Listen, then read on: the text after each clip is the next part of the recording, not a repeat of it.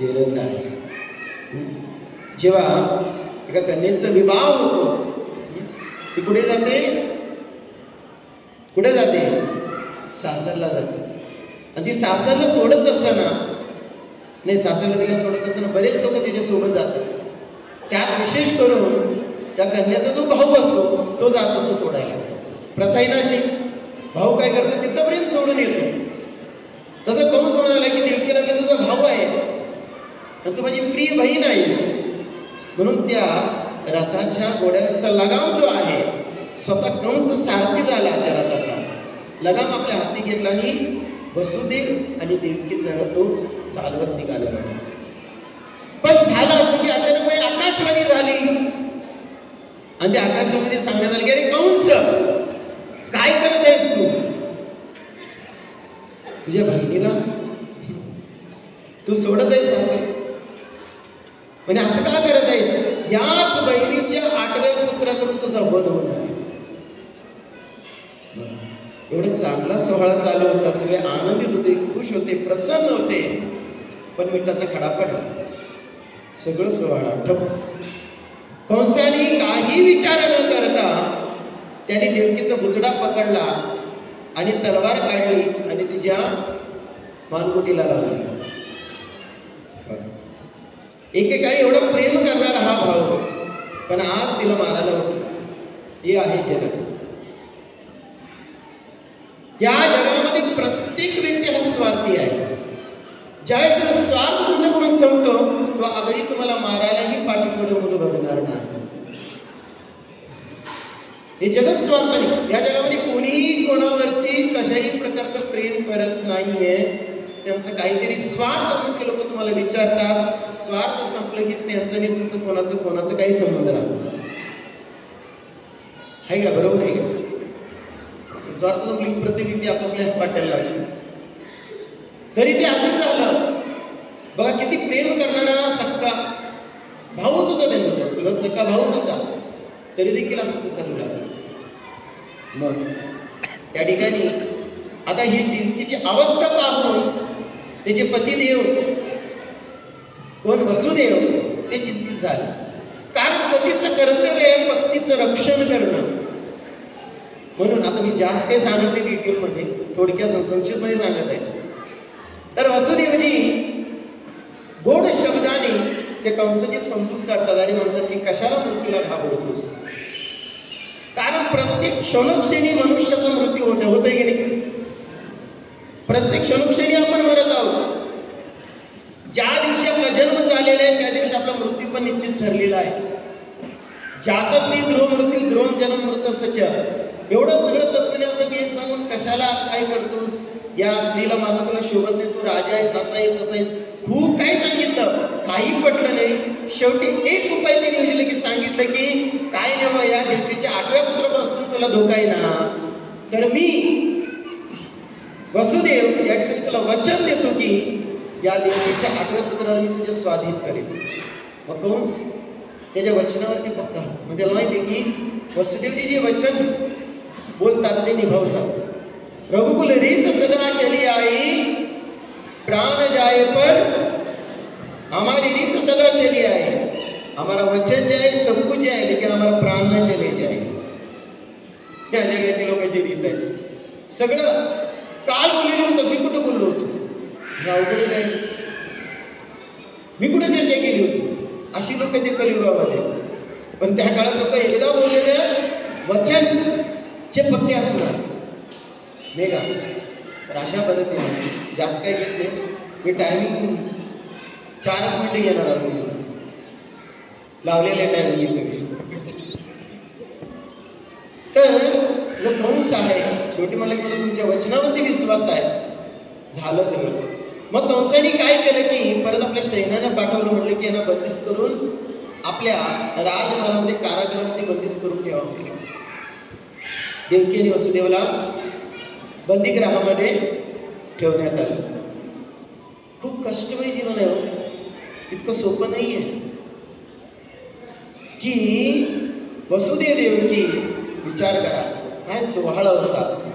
अशा स्थितीतून डायरेक्ट कारागृहामध्ये येणं आणि तिकडं आपलं उर्वरित जीवन जे आहे व्यतीत करणं ते कष्टमय आहे, पण ते राहतात तिकडे आणि सतत भगवंताला प्रार्थना करत असतात.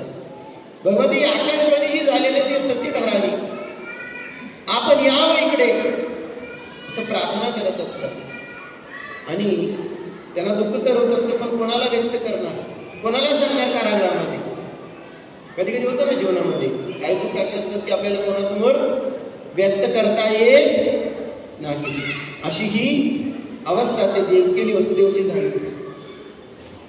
आणि काळ गेला तर काय झालं की त्याने एका पुत्राची प्राप्ती झाली. संक्षिप्तपणे सांगत आहे, एका पुत्राची प्राप्ती झाली. पहिलंच बाळ, विचार करा, पहिलंच पुत्र झालेला आहे. किती आनंदाचा सोहळा असेल. नवविवाहित दाम्पत्यांना पहिली इच्छा असते की आपल्या घरात पुत्री यावं, बरोबर. तर याचं पहिलंच पुत्र झालेलं आहे, करायचं काय. कंस येणाराने मारणार, पण वसुदेव आपल्या वचनाचे पक्के होते. त्या नवजात बालकाला घेऊन, त्या अर्भकाला घेऊन, त्या बालकाला घेऊन थेट ते कुठे गेले, कंसाकडे गेले. म्हणजे कंस, मी वचन दिल्याप्रमाणे त्या बालकाला मी तुमच्या जवळ घेऊन आलेले, याचं काय करायचं तुम्ही करा म्हणे. जड अंतकरणाने हे कार्य केलं. त्याने जड अंतकरणाने, सोपं नाही. आपल्याच बालकाला आपण जाऊन एका मारणाऱ्या व्यक्तीला दिलं तर दिलं. कंस म्हणून किती वचनाचे पक्के आहेत म्हणे. आकाशवाणी झाली की देवकीचं 8व्या पुत्रापासून मला धोका आहे, हा पहिला पुत्र आहे, ह्याला घेऊन जावं म्हणे तुम्ही. त्याच्यापासून घेऊन गेलं. परत वसुदेवजी प्रसन्न झाले, अरे वा चांगलं आहे. आणि तेवढ्यात काय झालं की त्या कंसाच्या महालामध्ये, राजवाड्यामध्ये एका व्यक्तींचं आगमन झालं. ते होते नारद मुनी. नारायण झाला. तुम्हाला समजलं असणार काहीतरी घोटाळा आहे. नारायण करत करत नारद मुनी आले. आणि नारद मुनी आल्यानंतर या ठिकाणी म्हणाले, कंस कसं काय चाललंय. कंस म्हणले, एकदम फर्स्ट क्लास चाललंय, एकदम आमचं चांगलं, जर व्यवस्थित चालू आहे. अच्छा अच्छा, मी असं ऐकलं होतं आकाशवाणी झाली होती की असं असं देवकीच्या 8व्या, हां ते चालू म्हणजे देवकीचा आता पहिला पुत्र झालाय. असं करत 1 2 3 करत 8वा पुत्र, त्याचा मी वध करेन आणि या मृत्यूपासून माझी मुक्तता होईल. मी मरणार आणि तो विष्णू मला मारू शकत नाही. अच्छा, मग नारद मुनी काय केले की आपल्या जवळ एक कमळ काढले, कमळाचं फुल काढलं. म्हणले, हे दिसतंय काय. म्हणजे काय, कमळाचं फुल आहे, छान आहे. म्हणले, या कमळाच्या फुलाला 8 पाकळ्या आहेत. किती पाकळ्या आहेत? 8 पाकळ्या. आता म्हणले मोजा, 3 मोज, 1 2 3 4 5 6 7 आणि मग नारदाने प्रश्न विचारला की याच्यातलं पहिलं कोणतं आणि 8वं कोणतं. 8 पाकळ्या होत्या, मोजायला लावलं, पहिलं कोणतं आणि मग पहिलं कोणतं याच्यातलं. 8वंही पहिलं होऊ शकतं, पहिलंही 8 होऊ शकतं, दुसरंही 8 होऊ शकतं, 8वंही 3रं होऊ शकतं, 3रंही 8 होऊ शकतं, 4थंही पहिलं होऊ शकतं आणि 4थंही 8 होऊ शकतं. होऊ शकतं की नाही. मग नारदाने सांगितलं की अरे येड्या, हा पहिला पुत्र पण 8वा होऊ शकतो आणि 8वा पुत्र पण पहिला होऊ शकतो. म्हणून तू कोणाला सोडू नकोस, त्या बालकाला घेऊन ये, त्याचं वध कर, तू लवकरात लवकर मरशील. म्हणजे ही काय बोलले नाही. म्हणजे की तुझं काम होऊन जाईल. अशा पद्धतीनं नारद मुनी आलेले तिकडं काडी लावून, कळीचा नारळ माहिती आहे ना सगळ्यांना प्रसिद्ध. पण तसं नाही, ते भगवंताचे भक्त आहेत. भगवंत त्वरित लवकरात लवकर प्रकट व्हावे आणि या दुष्ट कंसाचा वध करावे, हाच त्यांचा मुख्य उद्देश किंवा हेतू. तर झालं तसंच. तो गेला पुन्हा तिकडे कारागृहामध्ये कंस, आणि पुन्हा बघा त्यांच्याकडे आनंद परत आले होते त्यांचा, हो ना. पुन्हा त्याला घेतलं आणि त्या कारागृहाच्या भिंती, जी भिंत होती ना, त्या भिंतीला आपण त्या पहिल्या बालकाचा तिने वध केला. असं 1 2 3 4 क्रूरतेने कंसाने त्या देवकीच्या 6 पुत्रांना मारलं, एका पाठोपाठ एक. काय दुःख असेल विचार करा त्या देवकीचं. मुलाला काय झालं तर आईला काय त्रास होतो माहिती आहे. तिच्या डोळ्यात एकच त्या पुत्रानं भिंतीला उठून मारणं कोणी असं दृश्य पाहिलं असं. तर 7वं गर्भ येणारच, 7वं पुत्र होणारच. तेवढ्यात भगवंताने सांगितलं आपल्या शक्तीला, योगमायाला सांगितलं की 7वं पुत्र होऊ देऊ नका. या 7व्या पुत्राला योगमायाला सांगितलं की या ठिकाणी वृंदावनमध्ये, गोकुळमध्ये नंद महाराज आहेत आणि त्यांची पत्नी यशोदा आहे. या नंद आणि यशोदेकडं माझी एक पत्नी आहे, तिचं आहे रोहिणी, तिचं नाव आहे रोहिणी. या रोहिणीच्या गर्भातील काय करा, गर्भाला स्थानांतरित करा. बघा, पूर्वी अशी टेक्नॉलॉजी होती की एका स्त्रीचं गर्भ दुसऱ्या स्त्रीमध्ये ट्रान्सफर केलं जायचं. आता काय नाही ना, टेस्ट टू बेबी आहे आता, एवढंच, बाकीचं काही नाही है ना. आता गर्भ, एका स्त्रीचं गर्भ दुसऱ्या स्त्रीमध्ये ट्रान्सफर करू का, तेव्हा झालं की त्या योगमायेनी, त्या देवीने, योगमाया म्हणजे कोण, दुर्गा देवी, आदिशक्ती दुर्गा देवी ही भगवंताची सेविका आहे. भगवंतांच्या म्हणण्यावरनं तिने काय केलं की या देवकीच्या 7व्या गर्भाला रोहिणीच्या गर्भामध्ये स्थानांतरित केलं आणि तेच पुढे प्रकट होऊन कोण झाले, बोलो बलराम भगवान की. रोहिणीचे पुत्र दाऊजी, बलरामजी आले आणि अशा प्रकारे तिने कार्य केलं. म्हणून भगवंताने तिला आशीर्वाद दिलं आणि म्हटलं की संपूर्ण सृष्टीमध्ये तुझी 9 ठिकाणी तिची पूजा होते, 9 रूपामध्ये तिची पूजा होते आणि तीच पूजा आपण नवरात्रीमध्ये करतो. कृष्णाने आशीर्वाद दिले त्या देवीला आणि जो कोणी तुझी पूजा करतो त्याची सर्व इच्छा पूर्ण करशील. ती कोल्हापूरची अंबाबाई महालक्ष्मी आहे, वैष्णवी देवी आहे, महाकाली आहे. 9 रूपामध्ये ही प्रकट होऊन काय करते की कलियुगातील सर्व जीवांना, भौतिकातील सर्व जीवांना त्यांची भौतिक इच्छा पूर्ण करते. तर झालं हे एवढंच. तर त्याच्यानंतर 8वा आहे ना, ज्याची आतुरतेने देवकी वसुदेव वाट बघत होते. तर त्या काळकुट्ट जे अंधाराने भरलेलं जे कारागृह होतं त्याच्यामध्ये अचानकपणे प्रकाश दिसू लागला आणि देवकी आणि वसुदेवाला आनंद होऊ लागला आणि त्याच्या शरीराचं तेज वाढू लागलं. वसुदेवच्या मनामध्ये भगवंत प्रकट झाले पाहिजे आणि वसुदेव तेजपुंज दिसू लागले आणि इकडं देवकी पण तिचं सौंदर्य वाढतच गेलं. जसं मुलं होतात स्त्रीचं सौंदर्य कमी कमी होत जातं, बरोबर ना, पण देवकीचं सौंदर्य वाढतच गेलं कारण आज साक्षात ब्रह्मांडाचे मालक त्याच्यामध्ये प्रकट होणार. मग तेवढ्यात काय झालं की अष्टमीच्या दिवशी त्या देवकी वसुदेवच्या ह्याच्यामध्ये, त्या कंसाच्या कारागृहात म्हणजे मथुरेमध्ये भगवान श्रीकृष्ण चतुर्भुजाच्या रूपात प्रकट झाले. बोलो कृष्णचंद्र भगवान की. प्रकट झाले ते झाले, 4 भुजा होते, बाजूबंद होते, खूप सुंदर त्यांचं लावण्य रूप होतं.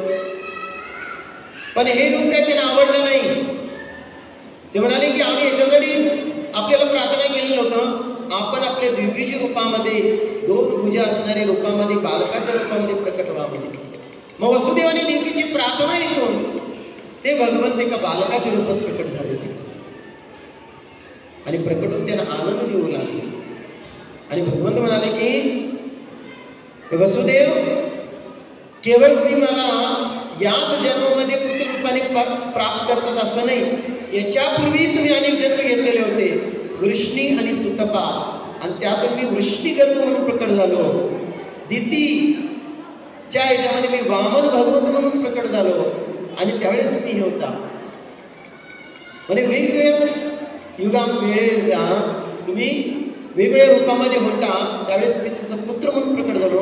आज तुम्ही वसुदेव आणि देवकी आणि मी तुमचा पुत्र कृष्ण म्हणून प्रकट झालेला आहे. आज जसं भगवंत प्रकट झाले तिकडं त्या आकाशामध्ये सगळे देवी देवता आले आणि भगवंताचं गुणगान करू लागले की सत्यम सत्यम पुन्हा सत्यम, तुम्ही सत्य आहात, पूर्ण पुरुषोत्तम आहात. आणि सगळे देवी देवताचे स्वामी चित्रपटाची सर्व कारण स्तुतिगान गुणगान करू लागले. हे भगवंताचे प्रकटाचे वैशिष्ट्य आहे.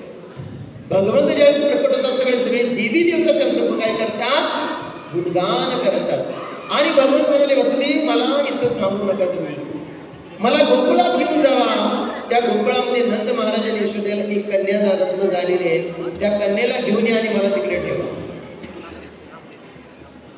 त्या कन्येला कन्याला घेऊन या आणि मला तिथे ठेवा म्हणे. भगवंत जसं म्हणाले वसुदेवजी तयार झाले. पण त्यांच्या बेड्या लागलेले होते ना कारागृहाचे. पण जसं भगवंत म्हणाले त्यांच्याकडे हातामध्ये कृष्णाने त्यांनी घेतलं, तसे बेड्या तुटल्या आणि पारेकरी झोपी गेले. आणि वसुदेवजी कृष्णाला घेऊन नोकरीतून कुठं आले, आणि तेव्हा माहिती की पाऊस पडत होता. आता तर पाऊस पडत नाही, तर पाऊस पडत होता. शेषनाग आपल्या फणवरती करून त्या ठिकाणी कृष्णाचं छत्री म्हणून आले.